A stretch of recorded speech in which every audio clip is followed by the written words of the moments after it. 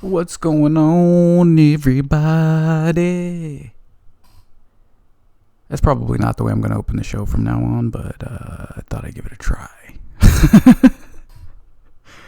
Anyway, it's been a minute since I've done a podcast, but since I'm here, and while you have me, let's talk some sports. Anyway, so last time I talked and you listened, Saquon Barkley and Daniel Jones, the Giants, we were talking about what to do with them and what the Giants should do, their next move, and all that kind of stuff, and speculating. And since then, the Giants have managed to sign Daniel Jones to a 4-year, $160 million contract.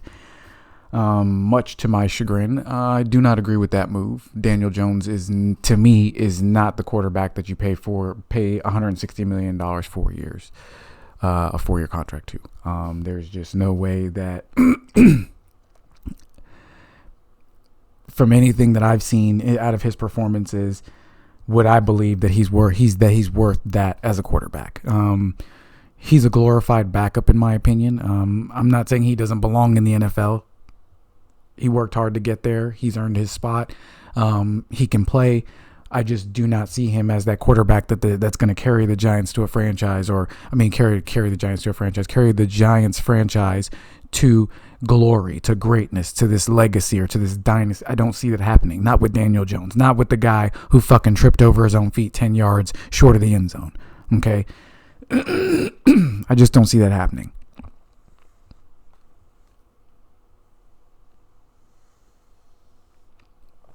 Excuse me while I clear my throat. Got something in my throat. Get a little water here. Anyway, I just don't see that happening for Daniel Jones, you know? And that's not to say that he shouldn't have a long career in the NFL and that, you know, the Giants did a shitty job of finding a placeholder. I just think they overpaid for the placeholder.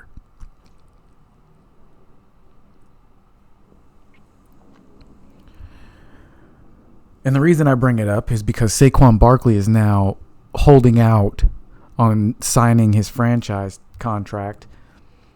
The Giants want him to get him to a long-term contract, but they're not flashing him the kind of cash that he wants to see. And I see both sides of the argument. I mean, because you look at Saquon Barkley, right? Last year he was healthy all season, played every game, I believe. He ranked pretty high in the rushing yards and stuff like that. So he had a relatively good season, you know. And then you look at Daniel Jones and his performance over the past 4 years. And if I'm comparing my career as Saquon Barkley to Daniel Jones, I'm looking and going, okay, why am I not getting the same money? Why am I not getting a big money deal or a big money offer? Or they're not even coming at me with an offer that I believe is even fair for somebody in my position. Right? And I understand that Daniel Jones and Saquon Barkley are quarterback and running back, two different positions. But when you talk about performances on the field,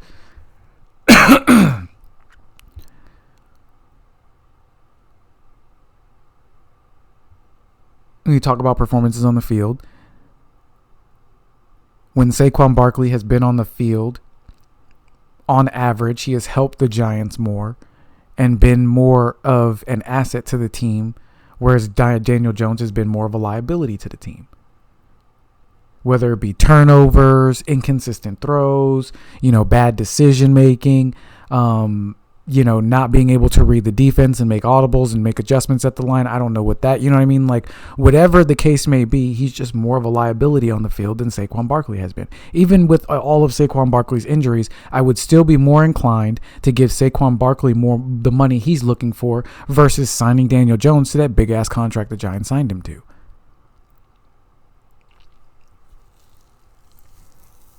And I also see it from the Giants side. Saquon Barkley has been hurt a lot. He's battled a lot of injuries, but he looked really good his first full season back fighting through those injuries. So I still think it's worth giving him whatever money, me trying to meet him where he's at, where he's at within reason. From where I understand it, he's looking for like $12 million a year. Well, if you're willing to if you're willing to sign Daniel Jones to a $40 million a year 4-year contract, why wouldn't you sign Saquon Barkley for $12 million a year, long term?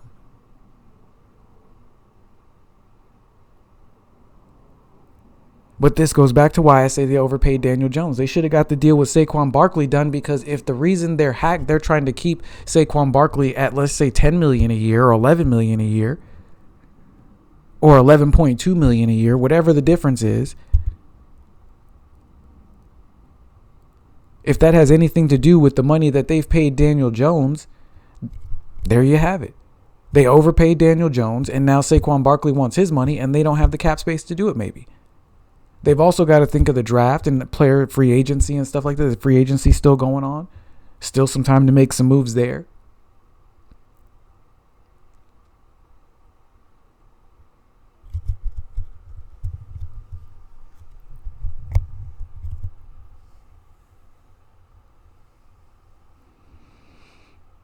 And I really do want Saquon Barkley to stay with the Giants for the duration of his career. He's a great athlete. He seems like a good man. You know what I mean?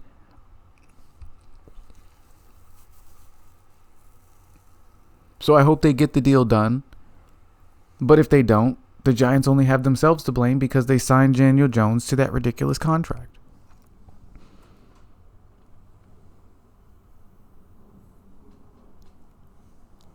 And I would go so far as to say as I wouldn't even be surprised if Saquon Barkley does not come back after next season.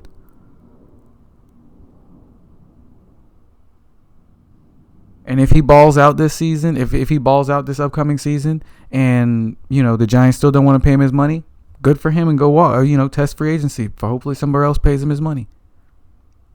I wouldn't even be mad at him.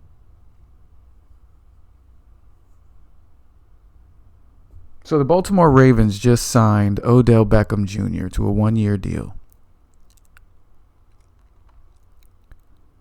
And some people are asking if this deal was done to entice Lamar Jackson to stay in Baltimore.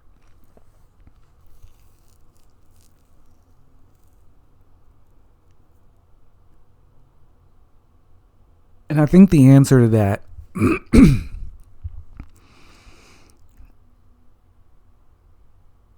is yes.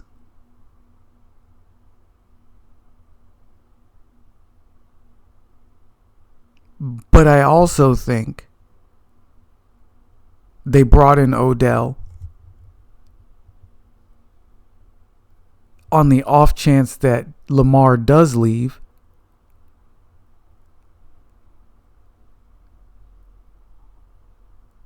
Now, obviously, Odell's not a quarterback. He's a wide receiver. But if the Ravens have to find a new quarterback, it would help the quarterback to have as much talent at the wide receiver spot as possible.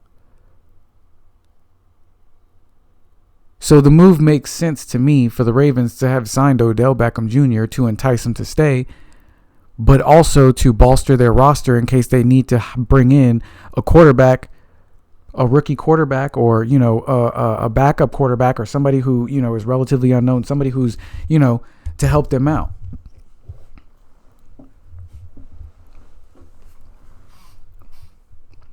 Obviously, it'll be up to the rookie or the whoever they replace Lamar Jackson with, if it should come to that. It'll be up to that quarterback to be able to make the reads and stuff like that. But it helps significantly when you have talented receivers who just have a knack for getting open. They run really good routes, really crisp routes. They've got good shake moves, and those head fakes and stuff. So that helps out those quarterbacks. overall, with this situation with the Ravens, I think the Ravens are handling it quite well.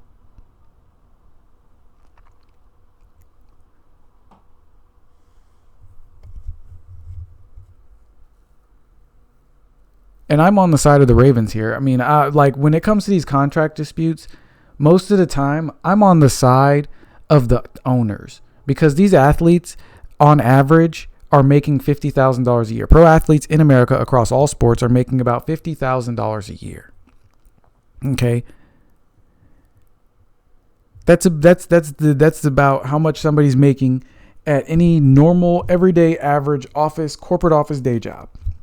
That's right on par. Okay. Now, if you're doing what you love, why are you complaining about your pay? Because the boss is making more? Yeah, the boss is making more.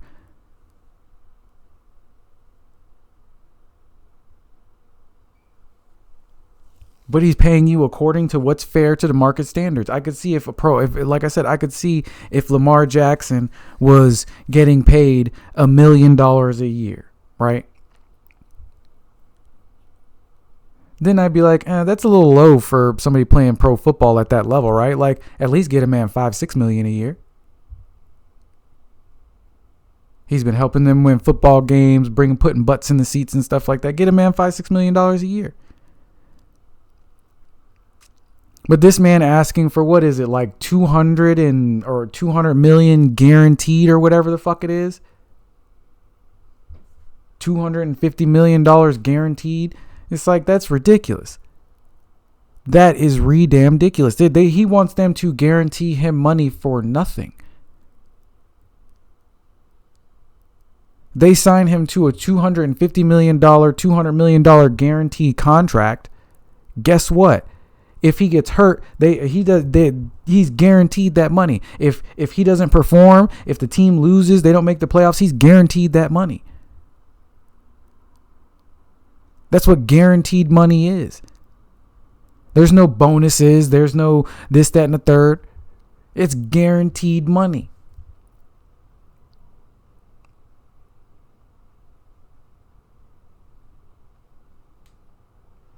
And how would you feel if somebody looked at you and said, I want you to guarantee me $250 million, $250 million,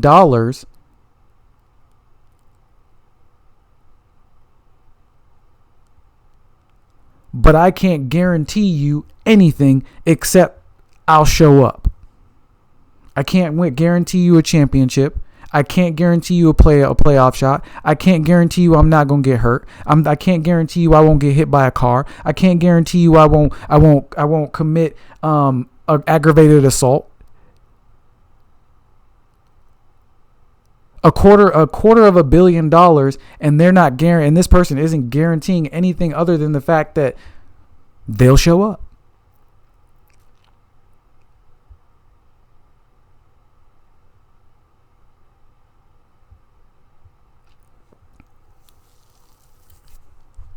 So like I said, I'm on the side of the Ravens on this one. He's out of his mind. And I know the Ravens, I know the Browns signed Deshaun Watson to that big contract guaranteed and blah, blah, blah, blah, blah, blah, blah, and this, that, and the third and stuff like that. But contracts like that don't happen every day. And that should let you know the level of desperate the Browns are to be relevant.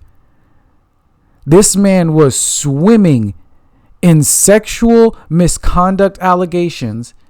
And on top of that guaranteed contract thing. And the Browns were like, who cares? Sign him. That's how desperate they are to be relevant. That's not a good look. The Ravens aren't going down that road. And if I'm being honest, I don't believe there is another NFL franchise out there that is going to spend that kind of money on Lamar Jackson. There's no way somebody's going to guarantee him almost a quarter billion or almost $250 million. No way.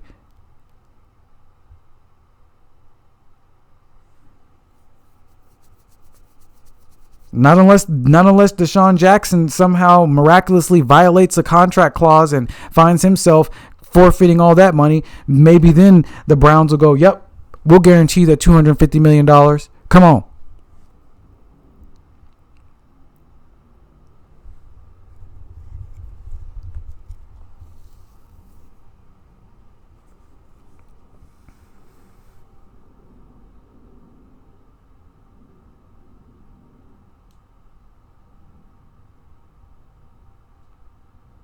And, if they don't get a deal done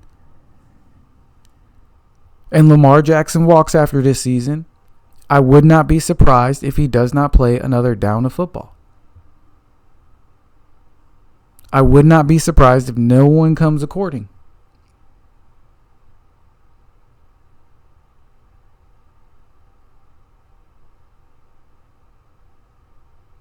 Because even if they were looking to sign him to a 1 year deal or a 2 year deal, based on what he was looking for guaranteed, they're going to have to guarantee that man $100 million a year. Somewhere in the ballpark of $100 million a year. Let's say plus or minus, let's say minus $45 million a year. Right? So you're talking about 2 years, $60 million they're going to probably have to pay this guy. That's a lot of fucking money. And that's on minimum.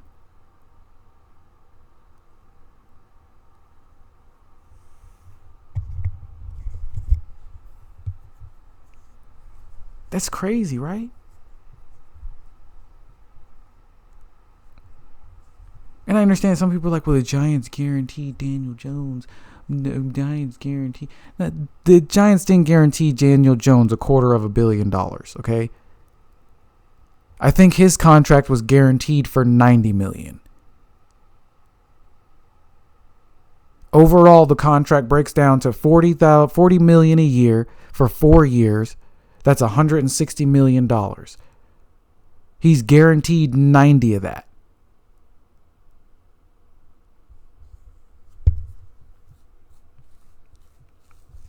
It's still a fucking ridiculous contract, don't get me wrong. It's an absurd amount of money for a child's game, right? But that's the business they're in. And big ups to them for making that money. But I'm not going to be on their side when they get in these contract disputes. Anyway. It's relatively old news now, but Israel Adesanya won his belt back from Alex Pereira, knocked him out. And I bet that's very, very satisfying for Adesanya, considering he had lost to him, multiple times, and this man, took his belt away. But it's good to see him back in form and winning fights. And while we're on the subject of the UFC, UFC fighters have mixed emotions about the UFC merging with the WWE. Some of them were like, I don't fake fight. And I mean, as far as like the merger goes,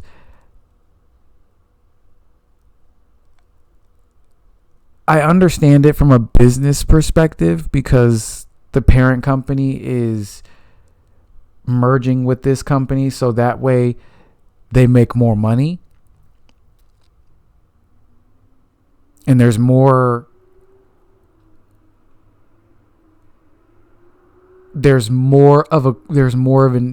things for fighters on the roster to do, places for people to go. So like some of these UFC fighters, when they go to retire, they're done with their UFC career, or they're on the backslide. It's like, hey, why don't you go over here to WWE?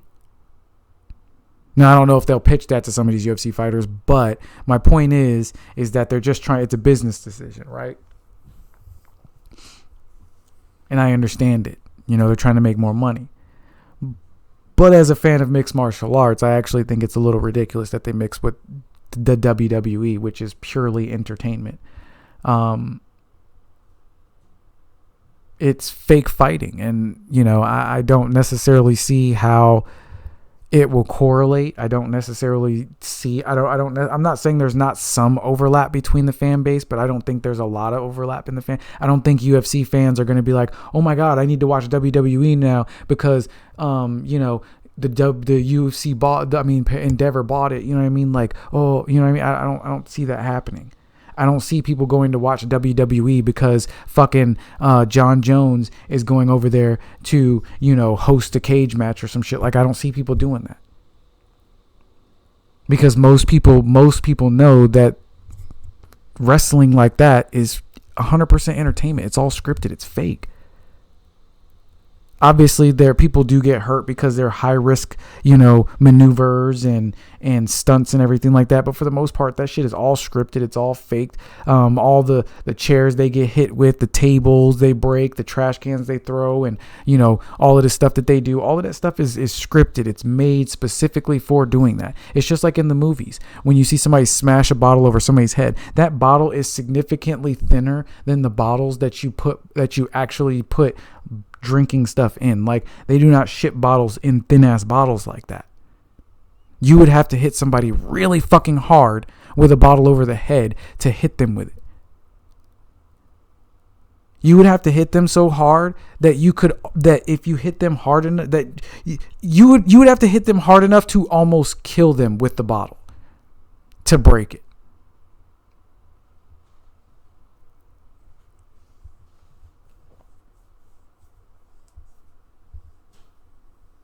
So I don't know. I don't necessarily see that being, an overlap, or, I could see, them wanting to get WWE fans more interested in, mixed martial arts.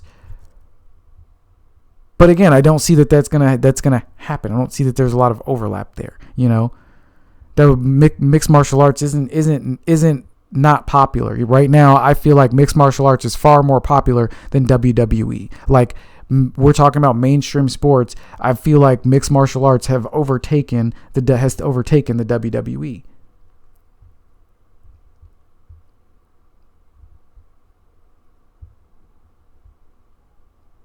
So yeah, Jorge Masvidal retired, which I'm not surprised to hear him say or to hear him announce. He's kind of on a downturn, and at this point, I feel like he was at a crossroads. If he didn't beat Gilbert Burns, there's no point in continuing on, because he's not going to be able to make a run for the title anymore. You know what I mean? It's not that he doesn't have it in him or can't compete. It's just, he's getting older. Time isn't on his side. And so I respect the move for him to retire and everything like that. It sucks that he retired on a loss, but, that is the nature of the beast. You live by the sword, you die by the sword. It'll be interesting to see how his case with Colby Covington turns out. I don't know if that's still on or if the charges were dropped or whatever and stuff like that, but it'll be interesting to see how that situation plays out. But,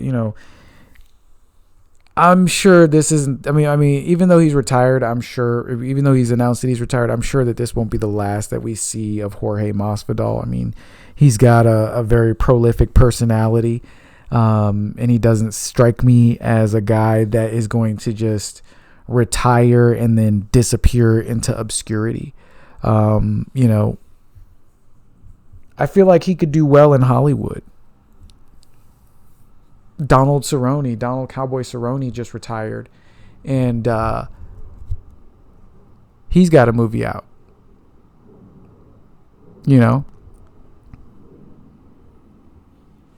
So I think, there are some things that he can do post UFC, and I think he's got his eyes on some things post UFC, but we'll see what happens, We'll see what happens. All right, so to round out my podcast episode, one last topic. Leon Edwards. I'm pretty sure he beat Kamaru Usman again. I believe that's what I read.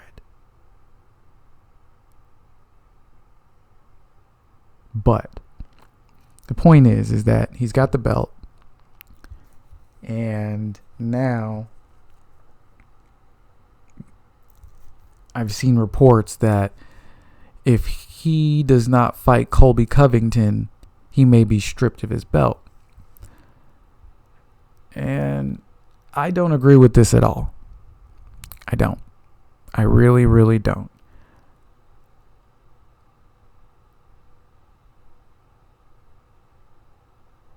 Bilal Muhammad has been on a real tear in the UFC lately. Meanwhile, Colby Covington has been on an exact opposite.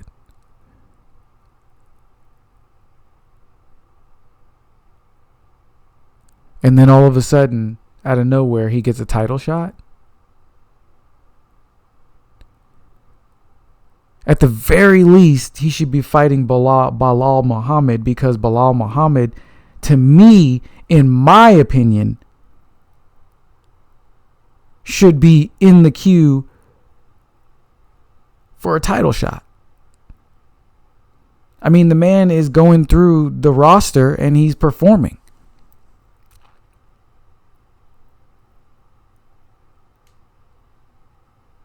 So why for is Colby Covington? I'm pretty sure in the last 3 years, Colby Covington, the last fight Colby Covington had was against Jorge Masvidal, and he won. And I believe it was a decision. And I don't think he's fought since then. Meanwhile, Jorge Masvidal just fought Gilbert Burns.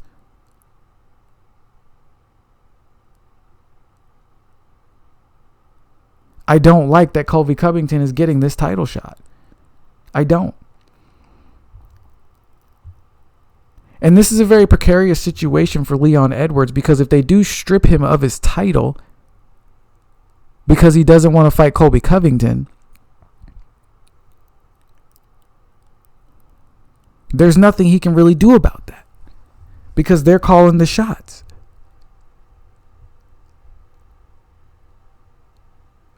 And I know exactly why the UFC wants to have Colby Covington fight Leon Edwards.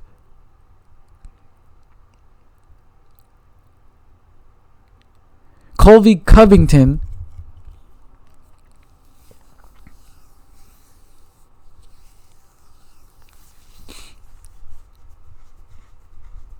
draws a crowd because people fucking hate him.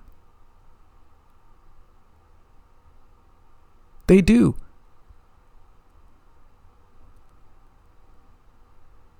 And while people hate him, there are people who really fucking love him. So either way, he's putting butts in the seats.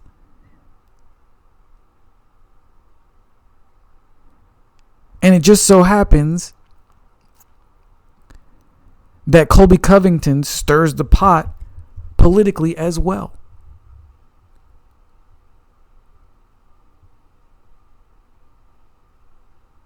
No matter which angle you look at it, you put this man in front of another man and there's going to be eyes watching for whatever reason.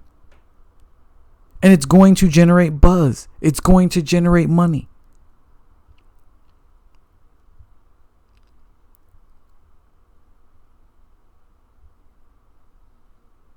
More money than a Bilal Muhammad Leon Edwards title fight.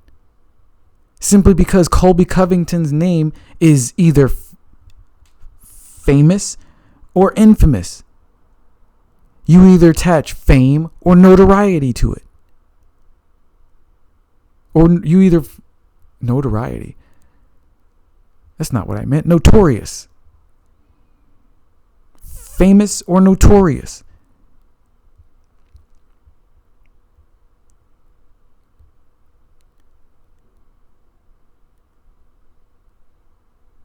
And that's what they're banking on. That's why they want the fight. That's why they want Colby Covington to fight again. Because they know that people who fucking hate him are going to watch because they want to watch him get his ass beat.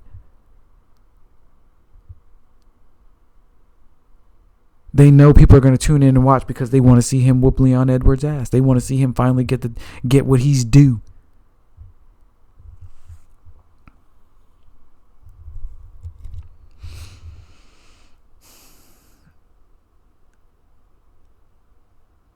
And this is going to be tough for me to say.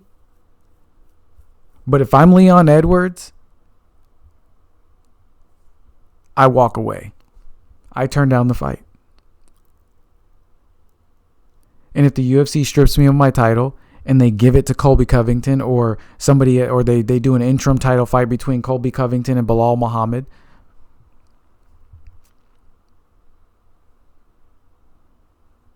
and then if I'm Leon Edwards, I keep fighting, fight my contract out, and then go to the Bellator or go somewhere else.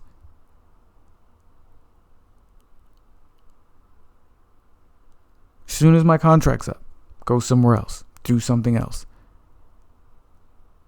because that's bullshit. And I respect whatever, like I said, and I respect whatever decision he makes because, as a champion, I understand the mentality. You're not going to back down from a challenge. I understand that you're not going to let somebody take away what's rightfully yours. You're not going to walk away from something you worked your entire life for. I understand that. I really do. I really, really do. But like I said, if it were me, I'm telling the UFC, he either fights Bilal Muhammad and the winner of that fights me, or you guys can strip me of my title. That's your decision. And then if they strip me of my title, I hold a press conference and I say, I sat the UFC down and I said, the only way I'll fight Colby Covington is if he can beat Bilal Muhammad.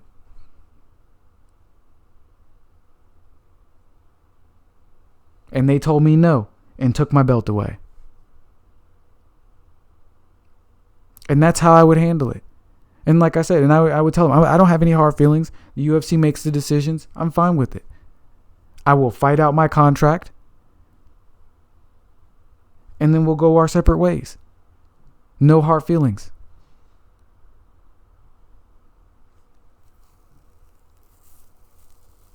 Anyway, that is my episode. Don't forget to check out my other podcast, XYZ Talk Radio, the podcast, streaming on YouTube.